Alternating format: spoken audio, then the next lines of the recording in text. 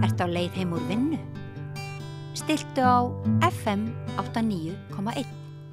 Já, komið þið sæl og blessuð. Við ætlum að ræða ferðaþjónustu. Þetta svona grein sem að, ég veit ekki hvort hægt að segja við Íslendingar eigum í ástar-hatur-sambandi við, en það að minnsta kosti margar þversagnir sem fylgja því að við viljum fá sem mesta peninga fyrir ferðamenn sem koma til Íslands, en við viljum helst ekki þurfa að borga álag á innviði eða ýmislegt sem fylgir því að ná í þennan pening. Og nú eru það eru blikur á lofti, eins og sagt í fjölmiðlum. Óveður ský yfir ferðaþjónustunni forsíða viðskiptablaðsins og kannski svolítið tákrænt að blaðið er krumpað. Og spurning hvort ferðaþjónustan orðin svolítið krumpuð, hvort hún sjúskuð. Ég hef fengið mann sem þekkir ferðaþjónustuna betur heldur en margur annar til að ræða þessi mál við okkur. Hann heitir Þórarinn Leifsson. Sæll og blessaður, Þórarinn. Já, hvað sæll. Þú ert búinn að vera leiðsögumaður og bílstjóri í íslenskri ferðaþjónustu. Hvað síðan? 17 cirka. Nei, ég fæ prófið 18. Já, 2018. Já, þetta fyrir nokkuð mörg ár. Þetta eru 6 ár. Og fram að því ert þú listamaður? Ég það ennþá. Og ert það ennþá? Ég ennþá. Já. Ég ennþá manneskja. En það þarna á þessum tíma sem að þú kannski áttar þig á því að dýnamíkin á Íslandi eitthvað að breytast. Þú kannski spottar eins og margir aðrir einhver tækifæri, eða geturðu byrjað á því að labba með okkur í gegnum svona hvað fór hugan þarna þegar þú veðjar á ferðaþjónustuna? Já, ekkert flókið. Ég náttúrulega búin að búa 4 ár þarna í Berlín. Já. Í hjónabandi sem við vorum að vinna í að enda. Mikið álag að búa í Berlín, ung börn og svo framvegis. Já, við hana Auði Jónsdóttur. Já. Sem að hún skrifaði svo bókum, var það ekki? Já, ég að gera kvikmynd sama mál, neitjók. Já, það sem sagt, ég hef alltaf verið með einhverja tungumála hæfileika en að gæsalappa vegna þess að ég tvítingbarn, alveg upp að hluta til í Kaupmannahöfn. Þannig ég átti alltaf auðvelt með að læra tungumál á götunni, eins og sagt Þannig að þýska mín var orðin svona þokkaleg. Eftir 4 ár, ég hafði búið 2 ár í Barcelona. Þegar ég vissi ég var, og þá var spænskan náttúrulega komin eitthvað grunnurinn. Þannig að mér fannst ég alltaf vera með einhver svona hæfileika í tjáskiptum og öðru erlendum tungumálum. Og þarna í Berlín þá var ég byrjaður að senda pósta til Íslands og við vorum að tala með áðan off kamera. Það erfitt að taka þetta skref. Það ekki? Jú, og það var ég var að senda tölvupósta og það var ágætt kona í Reykjavík sem sendi mig á skyndihjálparnámskeið í Berlín á þýsku einmitt sem var mjög áhugavert náttúrulega. Tók það og ég var svona í biðsalnum byrjaði í ferðaþjónustunni. En það náttúrulega oft, það ákveðið svona hik sem kemur upp eða þú ert í svona þessar aðstöðu sem ég var í erlendis og svo þegar við skiljum hana 2017 þá get ég tekið mér þetta stökk, sko. Það náttúrulega góða við skilnaði, þú getur tekið. Já. Þá fer ég eftir krókaleiðum fæ síman hjá Greyline sem frægt stórt ferðaþjónustu. Fyrirtæki kemur þar sem svo kallaður sitjandi guide. Það sem situr með einhverjum fúlum bílstjóra, það ekki allir fúlir, sem eru mjög góðu vinir mínir í dag, en svona þú lærir þetta svona the hard way eins og þú segir að gæta og síðan meira prófið vorið þar á eftir. Þannig að ég held að það sé ofta erfitt að fara út í hennan bransa. Þetta ekki eins og þú heldur að maður hafi setið þarna og eitt tækifæri, verið búin að kalkúlera.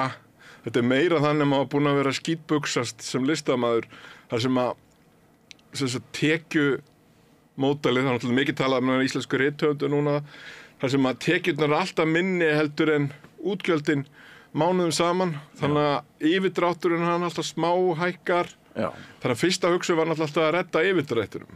En það var ákveðin himnasending skilnaður. Þannig að þá þurfti ég að henda mér með hausinn á undan. Fara norðurljósin, fara gullhringina, hvað þetta heitir allt saman. Og já, fram að COVID vann ég myrkrun á milli í þessum svokölluðu dagtúrum frá Reykjavík. Svo kemur þarna árspása og þá næ ég svona átta mig, skrifa alltaf bók sem heitir Út að drepa túrista, svona til að fá útrás kannski. Sem svona satíra. En eins og við farið fram hjá örugglega langt flestum, eins og fyrir alltaf fram hjá öllum. Hún fjallar fyrst og fremst þetta ástand að vera í ferðaþjónustu frekar en neitt annað og Þetta er klikkun. já, þetta er svolítið klikkun en síðan lærir að höndla þetta og í COVID lærði ég kom svona frasinn upp í hausinn á mér að reyna að vinna svona vitsmunalegri hátt ekki taka alla túra, ekki taka túrin sem að einhver hringir í þig 4 klukkutíma út á flugvöll, ekki gera það taktu nokkra daga saman, taktu þessu pásu ekki taka hvaða túr sem er Nei. og þannig hefur mér liðið betur eftir COVID og svo hefur ég svona smá saman lært að segja nei, þetta er mjög erfitt nefnilega, þú verður mjög meðvirkur þú ert vini í bransanum sem hringja og Tóti getur tekið gullhring á morgun og skilur þú til fyrst þú alltaf verið að svíkja og svo alltaf keyra niður í bæ Reykjavík og þú sér rútu koma okkur er ég ekki í rútunum okkur er ég ekki skilur þetta er líka gaman allir, það ánættjast sko margir held ég af því að við erum alltaf stanslausri vertíð það ánættjast allir þessu ástandi þannig að þetta er auðveld innkoma stundum er mikið flæði og svoleiðis Er þetta sko, hefur verið svona gullæðis bragur á þessu, hefur upplifað það? Örugglega, sérstaklega þegar ég að koma inn þá skynjaði ég þetta alveg, þetta er svona kúrika stemning í loftinu og jú, það örugglega, en svo náttúrulega líða árin og það normalíserast sko, þetta er ekki alltaf, svo tekur hinn kaldi hversdagur við og það hafa það ekki allir gott og menn þræla sér út, menn er náttúrulega að vinna fyrir börnum og búi og En sko þegar menn taka svona skref eins og þú, fylgir því einhver áhætta, fylgir því einhver orðsporsáhætta, fylgir því einhver skömm að þú ferð út í greinu. Ég skil hvað þú meina, ég kem náttúrulega alltaf nær átt. Ég er náttúrulega, eins og vinnum ég segja ofta, ég er svona kontragaur, þannig að ég hef ekki mikinn áhuga, ég vill ekki endilega vera gæðin sem er boðið í partíið, þar sem að gæðin eins og mér er boðið, skilur Ég hef aldrei verið hræddur við Álit annara. Ekki á þennan hátt. Auðvitað er ég eins og hver annar. Þannig ég er ekki eins hræddur held ég við það. Þannig það var aldrei faktor inni. Að vísu er náttúrulega ákveðið skipbrot þegar þú skilur og kemur frá öðru landi og lendir á Íslandi búin að segja að ég ætla aldrei að flytja heim eða þú veist þess að við gerum alltaf listamenn þegar við flytjum til útlanda. Þannig að ég held að það síðasta sem er dott í hug þar. Ég skil hvað þetta fara vegna þess að stíga út úr einhverjum karriér eins og segjum þú blaðamaður eða það eru margir náttúrulega leikarar sem ég þekki sem eru á ferðinni og svo framvegis. Ég skil alveg, ég sá ágætis leikara á Facebook sem að ég ætla ekki að nafngreina einhvern tíma nýlega sem að sá sig knúinn til þess að koma með stóra yfirlýsingu þar sem hann útskýrði að hann var að fara að vinna hjá ferðaþjónustu fyrirtæki. Mér fannst þetta skondið, þetta var mjög viðurkennilegur maður og allt það. En ég þá ekki segja, ok, þetta er fyrir hann, þetta getur verið svona stór. Fyrir mér var þetta ekkert að högg, sko. Þetta var þvert á móti. Ég þekkti ekki Ísland, sko. Nei. Ég vissi ekki hvar amma mín var fædd á Mývatni, það eins og þú ert ættaður. Þú veist, ég veit svolítið mikið núna sem ég vissi ekki þá. Og að fara inn í landið sitt sem hafa verið ástarhattursambandið mitt við Ísland að árum saman ellendis og engan áhuga maður alltaf snúið baki í Ísland sko þurfa að kynnast landinu sínu. Já, að þurfa að kynnast því. Já, og allt í nökku þetta er kannski alveg áhugavert land. Já. Það er alveg áhugavert að vera að keyra hérna í desember í niðamyrkri undir lómagnúp og vera skítrættur að drepast sko. Já. Það er eitthvað heillandi við það. Sérstaklega kemst yfir en óta. Já. Er Ísland mörg lönd? Já, Ísland er nokkur lönd. Eftir þá árstíðum og héröðum? Nei, eftir fólki. Eftir fólki? Lundarnir, Íslendingarnir, hér er Reykjavík og fólki sem nennir að vinna út á landi. Þú erum að reyna bara að búið til fyrirsættir við þetta. Já. Þú hefur nú stundum verið svolítið augrandi að kasta einhverju fram á Facebook og svona og fengi okkur til þess að hugsa hlutina svolítið upp og nýtt. Ég hef svolítið upplifað það að þeir sem starfi í ferðaþjónustu, þeir eru svolítið svona, annarkvort er það að þeir eru alltaf að hugsa eigin hagsmuni, menn eru meðvirkir einhver ástandi. Þú ert að tala samtök ferðaþjónustunnar og þau. Já, en þú ert búin að vera svolítið óþekkur gæt. Mitt starf er að öðra þeim, öðra ykkur, öðra öllum. En ég held að þeir séu samt að vinna sitt starf að heilindum. Ég held að sé alveg rétt sem verður að segja að markasetning skiptir máli. það hugsanlegt að við séum að tapa núna gagnvart Noregi til dæmis. Ég segi það bara því að ég að heyra það hjá mér. Allt í einu, ég náttúrulega miklum samskiptum mína ferðamenn, allt í einu að tala Noreg, að það sé the big thing, eins og þeir segja. Það alveg eitthvað rétt til í því sem þeir segja. En þetta flókið mál og margar hliðar. En sko, þetta ofmælt óveðurský yfir ferðaþjónustunni? Sko, ég tek mitt teika á þetta. Það sem gerist í haust náttúrulega þegar að fer að gjósa. Þetta skiptir máli. Vandræðin sem við lendum í með Bláa lónið og endalaust verið að segja af Bláa lónið og ég með hópa þar sem ég að útskýra fyrir fólki á spænsku og það var kannski helmingurinn Portúgal sem skil ekki spænsku, þannig að ég þarf að fá hluta á hópnum til að hjálpa mér að túlka á Portúgalu. Nei, við erum ekki að fara í Bláa lónið. Það mikil vandræðagangur í vinnun okkar sambandi við Bláa lónið og þetta eldgos og síðan förum við að sjá einhvern tíman, við í bransanum, við gætar tölum rosalega mikið saman. Þess vegna segi ég alltaf við. Það rosalega mikið svona samtal alltaf í bransanum. Förum að finna fyrir þessum afbókunum mjög kröftulega eftir áramót. Förum að heyra frá okkar helstu samstarfsaðilum sem í enskumælandi, svona ríkari Amerikana, efrimillistettur Amerikana. Þar fara að koma alveg massívar cancelasjónir og stórt fyrirtæki sem ég þarf ekki að vera nafngreina sem ég var mikið með í fyrra, þá var örugglega rúmlega helmingurinn á bandarísku hjá mér að þeir finna verulega fyrir þessu og það kemur svona reisa stór bakslag. Og sama tíma komið þessar fyrirsagnir sem þú varst að sýna mér núna. Nú er maður búin að sjá nokkra og nú er maður komin að það steg að maður farin að glotta yfir þeim.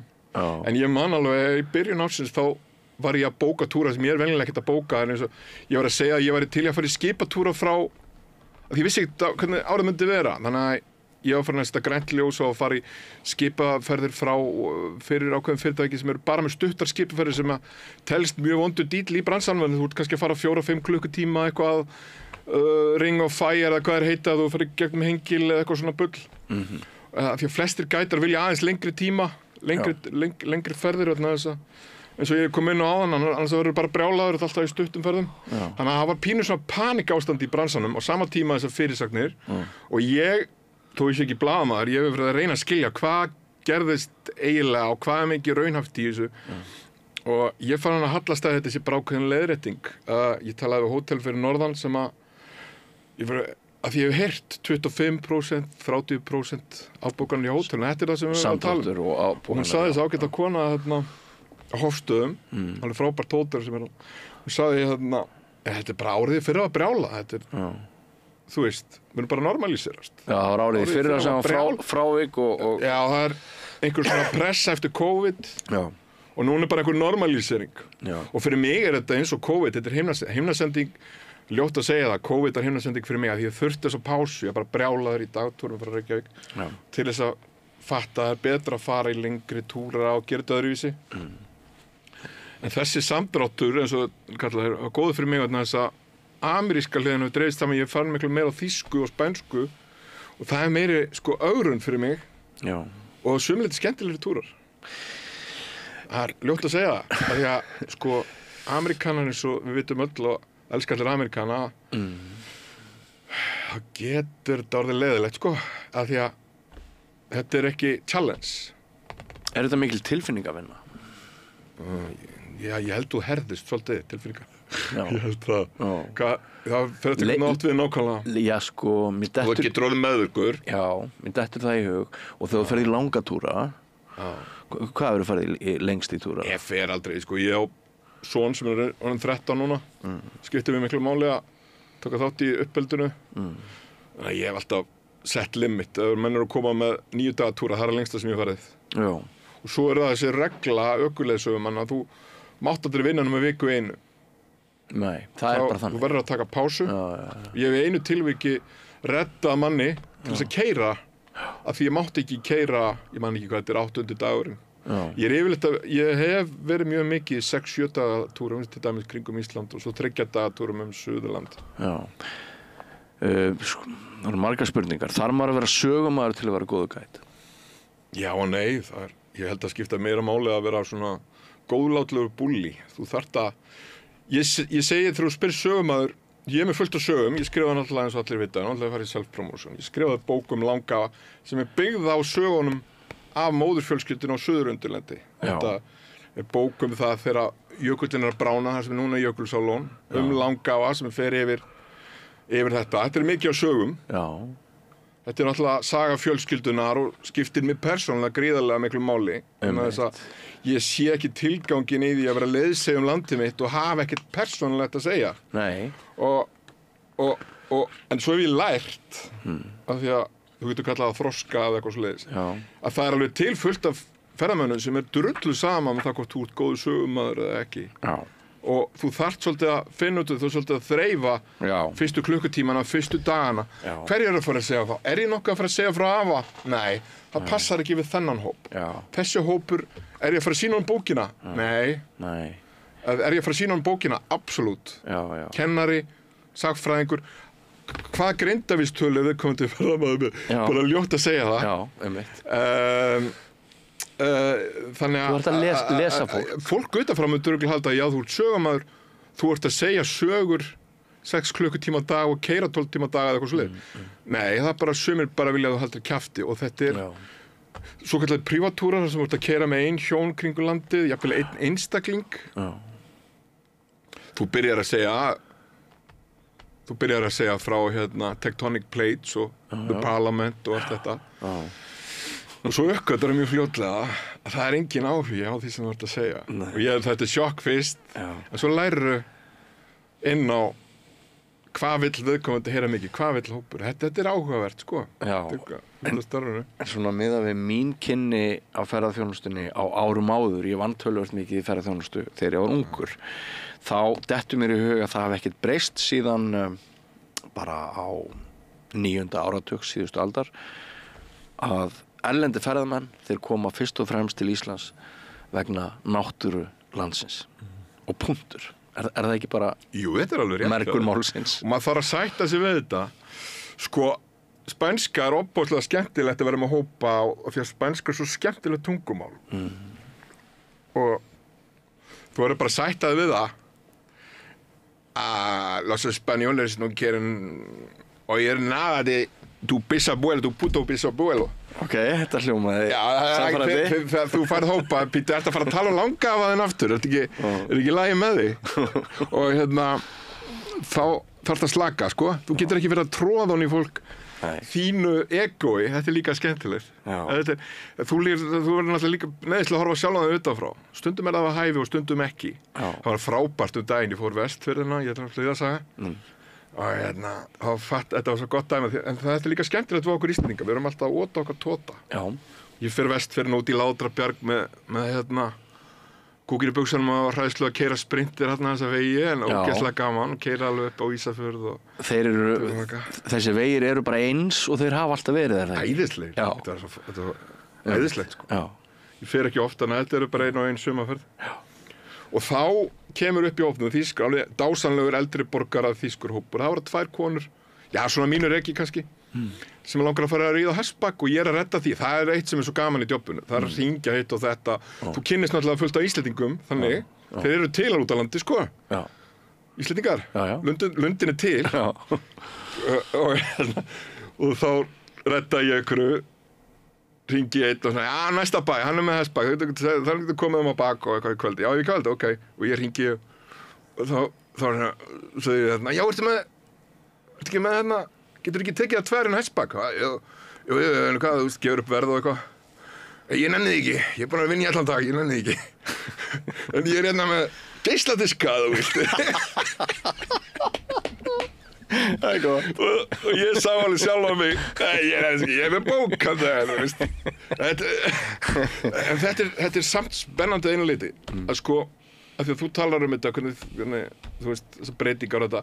Við mögum ekki missa sjálfsvirðinguna, við mögum ekki glemma því að við skiptum meira máli heldur en ferðamaðurinn þurfa upp í staði. Okkar sjálfsmynd.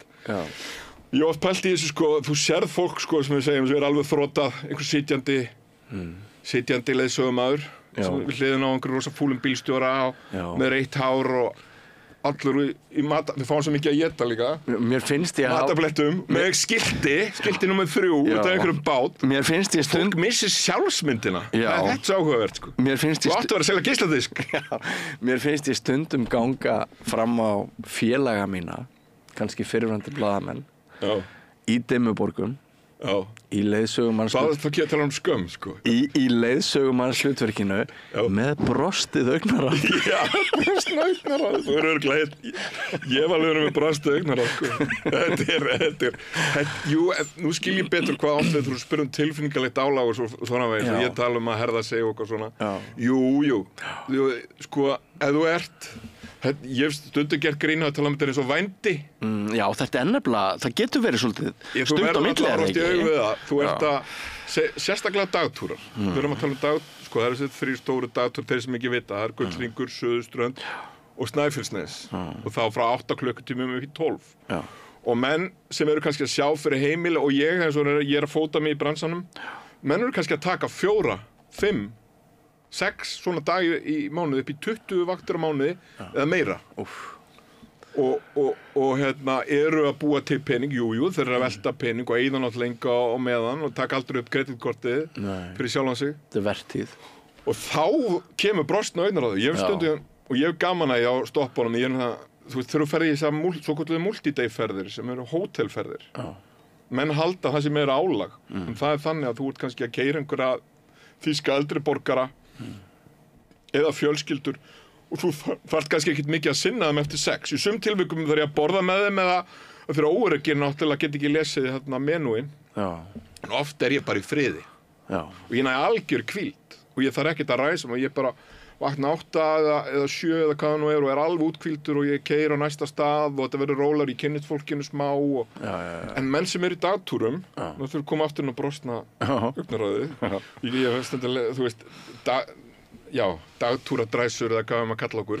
Ok, ég er þarna líka, ég ger þetta ennþá oft en að taka þá dagtúr eftir dagtúr þarna ferðir að líða eins og vændiskonu. Þú ert að hitta þetta fólk á hverju mótni og það fer í gegnum þig og þú stoppar aldrei þetta er mjög áhugavert og áhugavert að læra á þetta líka. Það var líka sagt þegar ég var að starfa í móttökum á hótelum áður en ég var 20 að þjónustulund hún lægi ekkert mjög vel við Íslendingum. Hefur það eitthvað breyst síðan? Er komin önnur skilgreining á það? Það er náttúrulega erfitt að segja, sko, við verðum náttúrulega að vera þjónustulundar upp einhverju marki en ég held að þessi jafnvægisspil, þú mátt ekki missa sjálfsvirðinguna. Nei.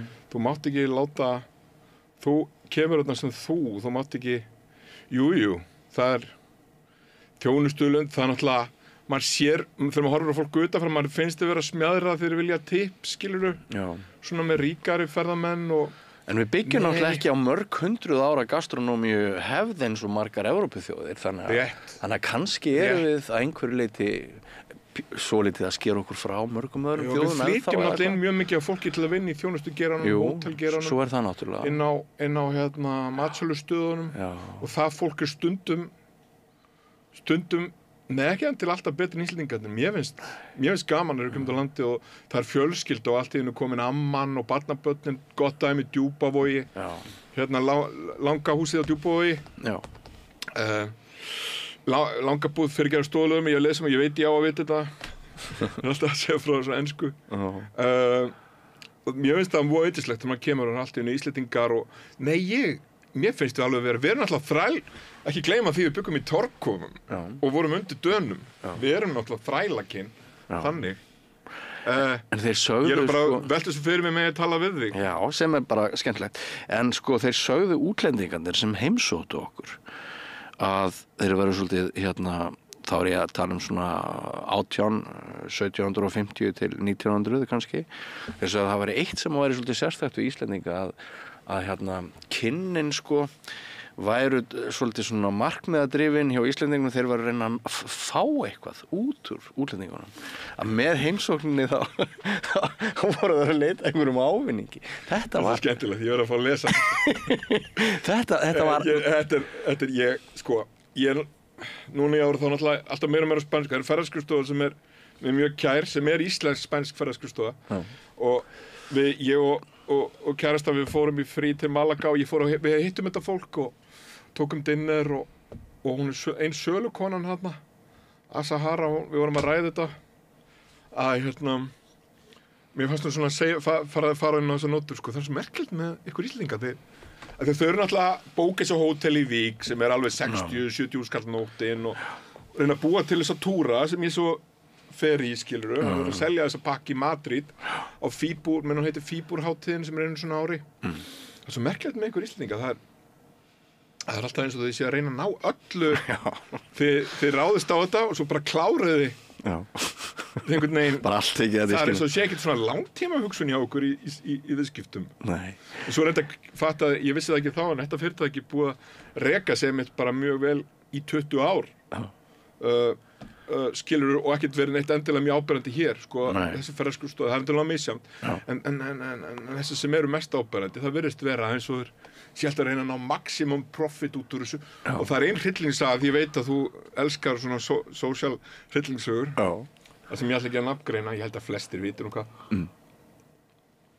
Þá skilst mér, sko, það var dagtúrafyrirtæki, mjög stórt í Reykjavík og þeir ráku bara alla flesta gætana, bestu gætana með mikla reynslu, helmingurinn þú þarft ekki að vera íslenskur til að vera góðu gæt, helmingurinn cirka Íslendingar og helmingurinn útlendingar á einu bretti og réðu bara nýja í staðinn en ekki nóg með það, heldur að voru þeir að senda suma gætana í svo kallar ghostferðir, þar sem að nýja gætin situr fyrir aftan og lærir allt sem þú ert að segja svo ertu bara bye bye þarna eru menn að reyna að maximæsa þetta myndi ferðaskrifstofan spænska sem ég var að tala áðan til dæmis. Þú spá mér að sé nú yfirleitt ekki endilega mannana mest bestir, sko. Nei.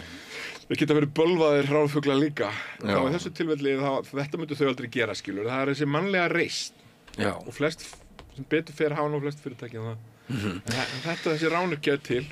Þú nefndir mannlega reisn. Ég man eftir pistli frá þér á Facebook, kannski var hann skrifaður í febrúar fyrir svona 2 árum. Þá varst að segja að það færi lítið fyrir mannlegri reisn hjá þjónustufólki sem að meiri segja á þeim ástíma væri verið að svíða þannig að mér minnir að þú nefnt dæmi einhverja konu Það sagðist ekki hafa sofið einhverja daga. Já, sagðist ekki hafa sofið í 2 vikur eða eitthvað svoleiðis, bara alltaf 24/7 á vakt og þú varst þá að spá í því að það færi kannski ekkert mjög vel fyrir íslenska ferðamanna sumrinu sem þá voru nokkrir mánuður í að þegar álagið væri orðið þannig að Suðurlandi væri sprungið í febrúar. Já, þetta er alltaf væl í mér. Var þetta væl? Björn, clickbait væl á Facebook. Þú veist, kastar einhverju svona fram. Febrúar er alltaf álagsmánuður, það er talsvert að gera í febrúar og eitthvað, ég hef sennilega verið að koma úr pásu og fengi sjokk yfir í hvað er mikið að gera og þetta er stundum óþægilegt þegar það kemur rosalegt álag á lítinn punkt það geta vel fyrir norðan þegar skemmtiferðaskipin koma öll í einu og með dimmuborgir fyllast á fólki þetta er oft óþægileg tilfinning og þá hefur maður tilhneigingu til að koma svona upprópanir og maður hleypir inn á Facebook og maður veit að maður fari athygli út á gott ég rataði ekki alla leiðin einhvern fjölmiðil út á þetta og eitthvað en eftir á finnst mér hvað, þú veist, það er mjög gott að horfa á sjálfan sig í bakspeglinum stundu, hvað er þetta bulla vælið en þetta var það En er hægt á því að sko hálft landið sé fullt af fólki sem hefur verið flutt inn í gámum og það býr í gámum og það er allt tekið út úr því í 4-5 mánuði og svo er það sendt úr landi og það hafði minna upp en það hélt að það myndi hafa og það gerði ekkert annað en að vinna allt sem Skemmtilegt að þú skulle segja þetta svona því að ég er að klára skáldsögu þar sem ég er mjög svipaða setningu þar sem ég lýsi manni og hann er komin inn á vertíð og svo verður hann sendur úr landi eftir nokkura mánuði með post-traumatic syndrome. Já. Ég noti þetta með afgreiðslumanni held ég í retreat. Ok, ég verður að lesa næstu bók sem ég er að klára að skrifa. En jú, sko, nú það er auðvelt að alhæfa eitthvað svona. Auðvitað hef ég ekki einhverja djúpa innsýn í akkurat þetta sem að þú gekk svo langt að kalla mansal áður. En auðvitað, segjum að þú sért stúdent í háskólanum í Alicante og þér býðst vinna þetta stekkur á þetta og menn eru að fá margfalt betri tekjur fyrir margfalt skemmtilegri vinnu heldur en á Spáni þetta er atvinnulegs og Spáni þar sem að 1500 € lágmarkslaun 1000 € fólki eins og valst að kalla mioristas það sem komast aldrei við 1000 €, koma síðan hingaði 3-4.000 þannig að mikið af þessu fólki sem er mjög hæft fólk og fær þokkalega borgað, vel borgað með þess að vant. En síðan heyrast margar sögur, ég segja heyrast, ég hef ekki með beina einsinn í þessu, ég veit að hagsmunafélag eins og félag ökuleiðsögumanna, leiðsögn, VR, nú ætla ég ekki að hætta mig djúpt út í þetta, þannig að ég ekki sérfræðingur þarna. Leiðsögn að sameinast VR sem verður til góða og þar verður unni í þessum málum að hjálpa þessum fjölmörgu einstaklingum sem eru þó sviknir. Mjög margir af þessum einstaklingum sem koma frá Suður-Evrópu, Austur-Evrópu eru mjög hæfir og fá sem betur fer vel borgað og að móka peningum heim til sín, að klára sitt nám. Og þetta eru alveg frábærar einstaklingar sem eru kynst gegnum árin svona frá þessum löndum en á sama tíma mikil umræða í bransanum skiljanlega undirboð vegna þess að það náttúrulega undirboð ég kem frá Cadiz eða frá Milano eða frá Aþenu eða auðvitað ég og bara bara komið vel fyrir auðvitað ég í aðstöðu til þessu undirbjóða en það ekki bara þeir það pressa einmitt líka ofanfrá að menn lækki launin og menn þurfa að standa fyrir sínu til þess að fá verktakalaunin og menn gugna oft á því þegar byrja að fara í gullhring fyrir allt og lítinn pening og svo framvegis. Þetta er flókið mynd en sko, það er svolítið skemmtilegt ég var einmitt á þínu heimasvæði upp við Víti. Þú þekkir Víti. Þetta er sem ég þetta góð dæmis að þetta var að gerast fyrir nokkru vikum, mánuð síðan. Það allar þessar umræðu þessa gæta sem kom og ég að labba upp á Víti og ætla að fara að segja eitthvað mitt fólk og þá hann að maður alveg brjálaður með svona loksugleiru og ég fer að hlusta hvað hann að útskýra þá hann að útskýra jarðfræði fyrir hóp á spænsku og ítölsku á sama tíma og ég skil alveg nóg í spænsku til að heyra hann veit alveg hvað hann að tala og hann veit meira ég myndi aldrei geta þetta glemdi því, þú veist, ég ekki að fara að útskýra svona flókna jarðfræði allavega ekki strax á spænsku þannig að þetta augljóslega snillingur hann er alltaf kolólegur og hann sér mig og ég ekki einu sinni mertur en eins og eru sumir með svona belju, hvað heitir þetta svona eins og forystusauðir með eitthvað svona merki hálsinn, algjör trúðar keypt próf einhverjum leiðsöguskóla konfliktpakkapróf skilur 5.000 kall og farið eitthvað svona hálsinn hann ekki með eitt svoleiðis en hann greinilega svikari og hann með sko hópinn á svona 4-5 litlum bílum skiluru og hann sér mig hann sér ég að horfa á hann á Íslendingur og hann flýtir ok, allir út í bíl, keyrir burtu svo sé ég hann út undan minni yfir daginn það er skemmtilegt sko að maður sem augljóslega glæpamaður en miklu betri gæt en ég og þú miklu betri ég að tala spænsku af því hann augljóslega að spá mér eða það þetta var svona áhugavert svona wake-up call, sko, við erum alltaf að tala þessu undirboð eitthvað svona en þá náttúrulega verðum við líka að spyrja okkur, eru við nógu góð?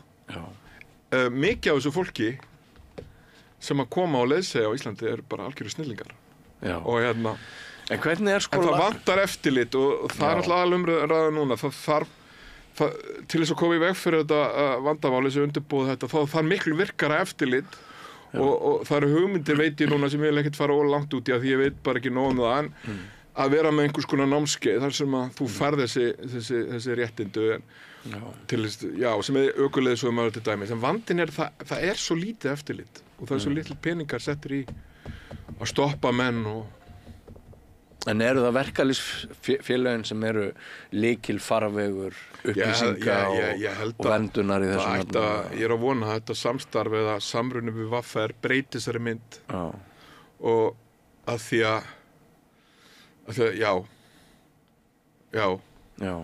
stoppa þessar snillingar sem er alltaf góður í að leiðsegja En hvað með gæði ferðaþjónustunnar? Nú hefur oft verið talað það að það svona breyttist fyrir nokkrum árum að tökum dæmi eldri íslensk hjón og bara segjum að þau séu frá Akureyri og þau tala ekki ensku og þau keyra hringinn í kringu landið og þau gista 8 nætur á 8 hótelum þau hitta aldrei Íslending í móttökunni það er aldrei neitt sem talar við þau íslensku og þeim leið aldrei eins og þau hvorki væru sérstaklega velkomin á sinni hringferð landið né leið þeim bara eins og þau væru á Íslandi Hvað með þetta, hvað með gæði þjónustu, hvað með sko munin á þeim upplýsingum sem starfsmaður í móttöku veitir ef hann er hagvanur, ef hann er úr héraðinu, ef hann ólst upp í héraðinu, veit allt allar náttúruperlur eða einhver sem kom bara með skipinu nánast í lestinni nýkomin upp og í gáminum að vinna þarna allt sumarið, býr í gáminum yfir sumartíman og að vinna í móttökunni. Þú skilur hvað ég á við, hvað er þetta að segja? Þetta er flókið málefni og ekki til neitt einhlít svar. Þetta er skemmtilegt. Annars vegar eftir að fá góð dæmi. Það hafa verið fjölmiðlum núna, það er náttúrulega Ítalinn sem ég kannast við og ég sé Facebook-vinur minn sem þau ekki með nöfnin á, sem var í viðtali í Mogganum nýlega. Já. Gefa út bækur Icelandic folklore eða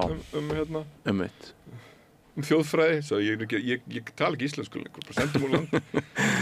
Þannig að háan hjá þér í hinum tungumálum. Já, og fleiri, og við erum að fá hámenntaðasta besta fólkinga til þess að leiðsegja. Það eru Ítalir sem vita, annað dæmi, það eru þessir Ítalir sem ég er að nefna, hann Roberto, að hann veit 10 sinnum meira þjóðfræði heldur en ég. Eða næsti maður og að velta fyrir sér hvort það sé ekki ofmetin þessi víkingagen hjá okkur og svo framvegis og við erum annars vegar að fá þetta og svo erum við alltaf að fá fólk eins og þú segir sem að láglauna fólk sem fælist inn einhvern veginn og veit ekki neitt og svo framvegis en meðan færð ekki Íslendingar að vinna þessu störf þá verður að fá aðra í það. Það er mjög erfitt að manna þessu stöður og launakostnaður líka hjá hótelunum er mjög mikill svo framvegis og mér skemmtilegt að nefna þetta því þegar ég kom fyrst skipti á Skútustaði þess að ammeinar ætti Ólöf Árnadóttir, dóttir Árna og ég vissi ekki einu svona nákvæmlega hvað hún var jörðuð, hún er jörðuð þarna á Skútustöðum og þá man ég kom inn í lobbyið á hótelinu opbáslega góðu með mig og heyrðu amma héðan, veist þú ekki eitthvað það, þú veist eitthvað, ert þú héðan? Þá var þetta einhver maður frá whatever og bara gerði grín að mér sko og ég sagði from Skútustað, oh you mean the ice cream place? Your grandmother's from the ice cream place? Og ég man ég var svolítið voru Skútustaðir, þetta forna menningarból var það orðið the ice cream place? Já, í hans huga og ég man þetta var svolítið sjokk fyrir mig og maður þarf að læra að lifa með raunveruleikanum að hann er ekki alltaf einfaldur, skilur við. Nei. Þetta má leysum við ekki hér. Ég ætla að henda boltanum yfir til VR. Já. Meira eftirlit og svo framvegis en þú ert náttúrulega í svona lobbyum og ert að fá ofta alveg frábæra þjónustu, kannski menn alveg þrautþjálfaðir úr Reyðurum Barcelona sem er eins og núna síðast þegar ég var hvað heitir hitt hóteli Barjami hérna, já ég var þar daginn Já, sem var gamla hótel Reynilið. Við höfum ekki að byrja á því að það eru að banna þessar nafnbreytingar. Þetta er alveg ótrúlegt. Hvað ég að segja, Berjana? Ég veit það ekki, já Berjana. Ekki Berjana? Nei, þetta er alveg ótrúlega lágkúra sko. Óþolandi. Og þar var þarna hét hótel Reynilið áratugum saman.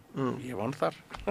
Vannst þarna? Ég vann þar. Það er búið að leysa af spænskumælandi ungum maður sem er alveg sérstaklega hæfur. Þau eru alltaf alveg upp og búin að fara í einhvern hótelskóla, eru opaslega góð í því sem þau eru að gera og þau eru alltaf fyrst og fremst að þjónusta enskumælandi ferðamenn, láta þeim líða vel. Og þegar ég kem eitthvað, amma, Olla var hún ég held að það er bara djók. Já. Það kann ekki mála á það. Nei. Heyrðu, ég má nú ekki kalla þig Tóta, við erum bara hittist fyrsta skipti en það er alltaf talað þig sem Tóta, þannig að ég ætla bara að segja Tóti. En það er svolítið liðið á samtalstíma okkar en við erum samt svolítið eftir og mér langar aðeins að víkja talinu aftur svona að þessu samfélagslega. Þú kannski heyrði það í inngangnum hjá mér að ég var að tala sko við viljum fá sem mest út úr ferðamannunum en við viljum kannski ekki leggja til ferðamennskunar og ekki leggja til innviða það sem við þyrftum að gera. Áttu von á því að Íslendingar séu svona hægt og rólega að leita jafnvægis í þessari grein sem er tiltölulega ung sem svona gríðarlega þýðingamikill atvinnuvegur eða erum við búin að finna bara einhverja svona formúlu sem er komin til að vera? Erum við leitandi? Þetta svona tala samdrátt sé mjög gott og Já. alveg svo COVID var gott fyrir mig að þú veist að staldra við og hugsa málin og það virðast vera að gerast góður hlutir einhver í umræðinu það ekki og eins og þessi marg umtalaða vaffer, leiðsögnar sameining og svo framvegis en ég held að, ég veit það ekki, ég vil tollvegi bara, ég vil bara skattleggja og ég vil meiri skatta á ferðamannin. Það er mín skoðun. Já. Ég held að sé ekki ofskattaður Nei. til þess að styrkja inn við það sérstaklega vegakerfi sko, sem er oft slæmt sko, þegar við verum að keyra. Þá ætla ég bara það umdeilt atriði, pólitískt atriði.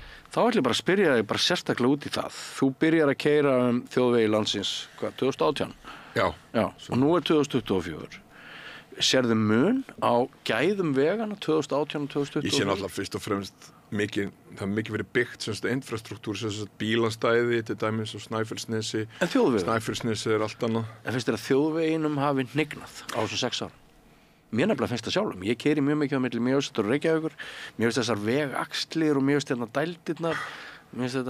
Ég keyrði 13 sinnum kringum Ísland síðasta sumar, 16 hringi. Kannski er ég bara meðvirkur. Ég veit það ekki. Ég finnst þetta ekkert stór mál sko. Það eru vandræða kaflar sem maður blótar yfir að sé aldrei lagaðir. Frægir kaflar eins og vegurinn er að Djúpalónssandi, sem er stórhættulegur. Og erfiður og maður blölvar í hvert skipti okkur er ekki eitthvað gert þarna en svo sér maður alveg stórar umbætur upplýsingamiðstöðin á endanum á Snæfellsnesi í Hellisandi. Er verið að rukka núna fyrir aðgengi að Djúpalónssandi? Nei, ég held að þetta gera það. Sko, nú vera margir í ferðaþjónustunni reiður út í Tóta sko. En gott dæmið faxi sem var pínlítill foss hann að leiðin upp á Gullfoss. Það var þegar ég var að byrja, hann var alltaf ókipis og alltaf eitthvað helvítis vesinn og svo byrjaði að rukka og þeir eru búin að setja upp svona austantjáls það er eins og Checkpoint Charlie, ég er voðalega gaman að kemur þjóðveri hana og sagði, das ist unsere Checkpoint Charlie in Ísland og þá var það með svona lítinn skúr sem svona bóma fyrir upp og borgar og ég man að ég var alveg brjálaður þegar ég byrjaði að rukka þetta hvað er að rukka fyrir faxa og fullt af fyrirtækjum hætti að fara hana en hvað gerist þá? Þá gerist það að ég með einhvern hóp af þjóðverða því þjóðverðum finnst voðalega gaman að vera prívat þeir hata náttúrulega aðra þjóðverða hata fólk eins og þú veist en þeir eru mjög skemmtilegir sjálfur bara vilja vera allein in der Natur og þá borgar einhvern smá pening ég man ekki, það verður eitthvað grín og ert bara með fossinn fyrir þig skilurðu meðan þetta var komið út í óefni þannig fyrir einhverjum árum fax er gott dæmi þetta og það eru fleiri staðir sem mættu rökkinn og það er alltaf verið að tala það er einhver að mata krókin einhver einn aðili og svo framvegis það er Vestrahot til dæmis, vikingakaffið þar ég held ég hitt mér þessar fólk frá umhverfisstofnun sem var að spyrja mér hvað mér fyndist og svo framvegis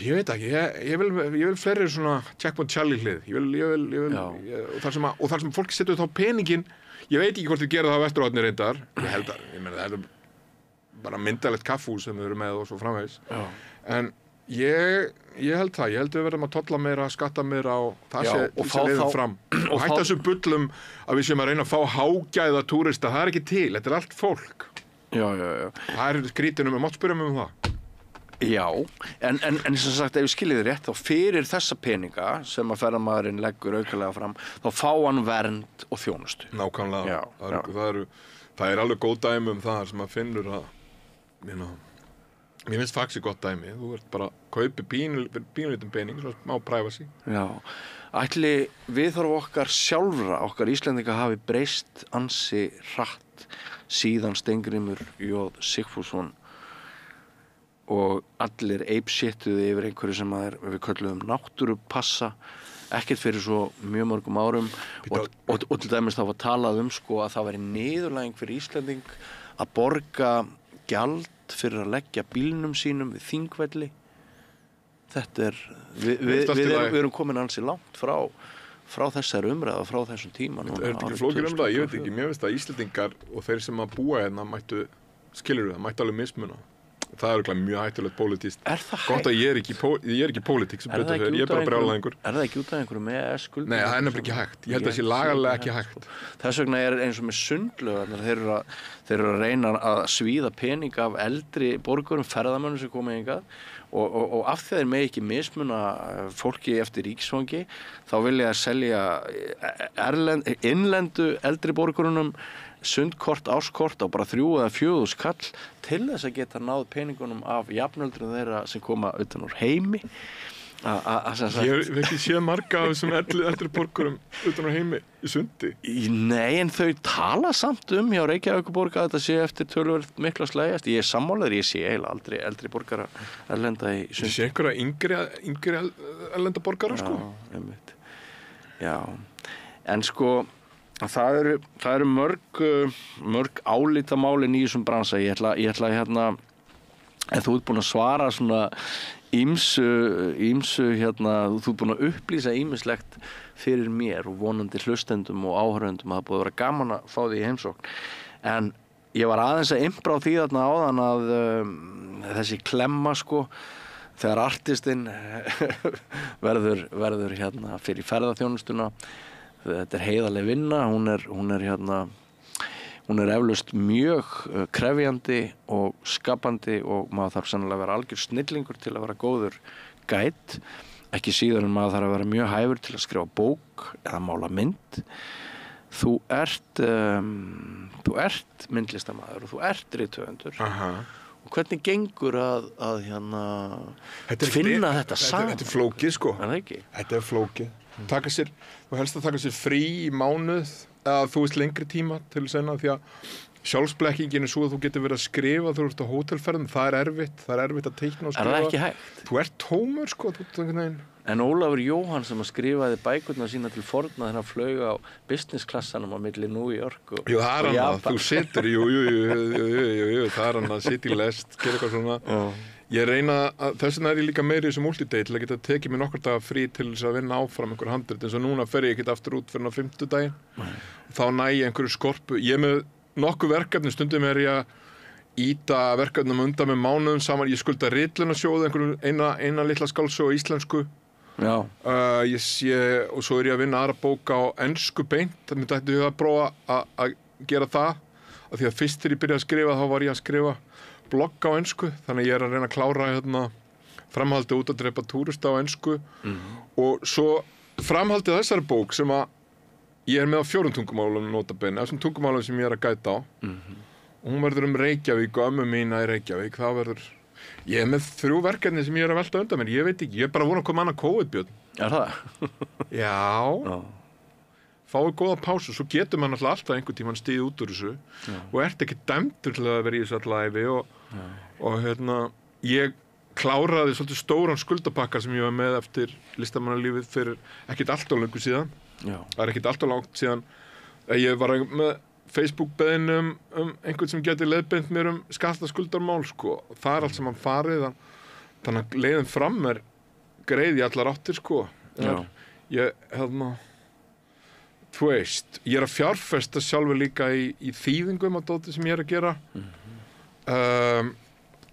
Þannig að já, það er fjárhagslegt frelsi sem kemur með þessari þrælavinnu á galleðinni sem að nýtið, en það er flókið, já, það er flókið og þetta er, þú veist, maður má ekki missa sjálfsmyndina, sjálfsvirðinguna sem er það sem þú varst uppalega, hvort sem það er rithöfundur eða eitthvað annað.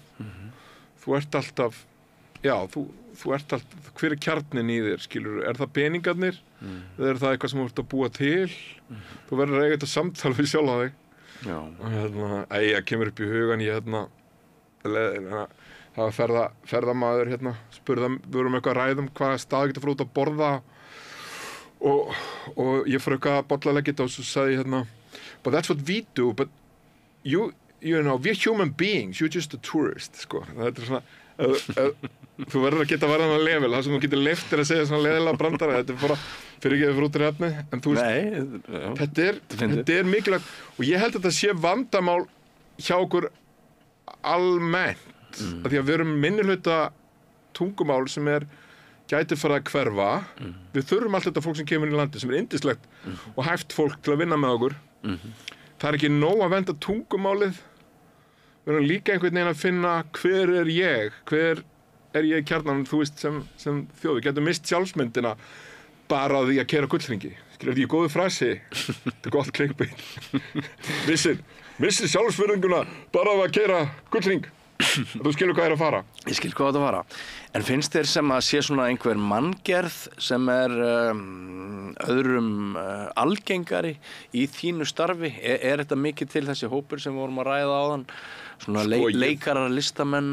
Ég kynnst alveg gríðarlega mikið af mjög skemmtilegu fólki og þetta einmitt stundum fjölmiðlapersónur, fyrirverandi stundum leikarar og öll störfin í blaðamennsku eru horfin þannig að öll störfin í blaðamennsku eru meira og minna horfin þannig að þetta samt ekki áberandi hópur. Það einhverjir svona sem voru í fjölmiðlum í gamla daga og ég reyna að muna mikið af blaðamennum, leikarar, fólk úr öllum áttum. Það alveg gríðarlega skemmtilegt fólk í þessu og það gerir hennar bransan reyndar mjög skemmtilega. Þegar þú ert að fara á stað, þú veist að þú ert að fara að hitta skemmtilegt fólk á kaffistofunum og líka internetstuð,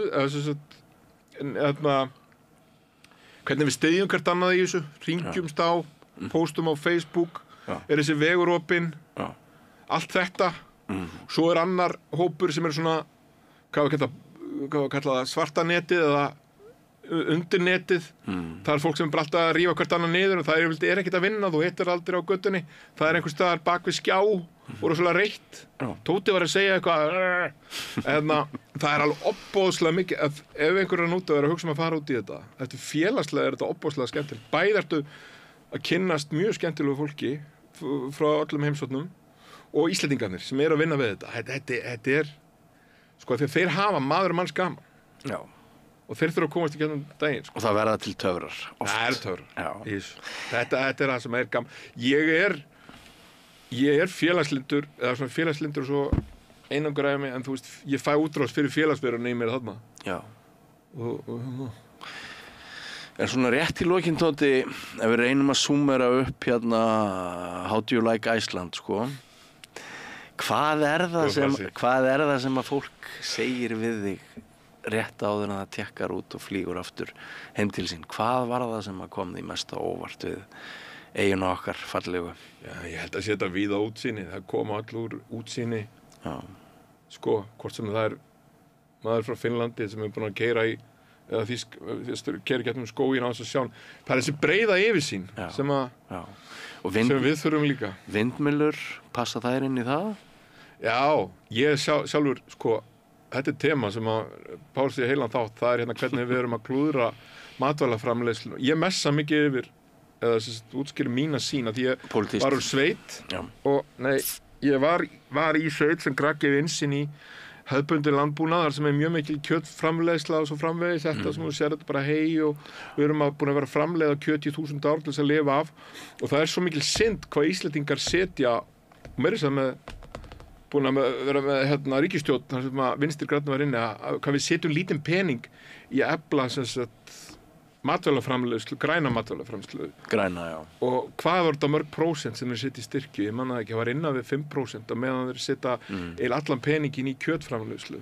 Og meðan eru börnin okkar, flest mín börn eru grænmetisætur og ég það alæta en mér finnst þetta synd að við skulum ekki ná lengra þarna.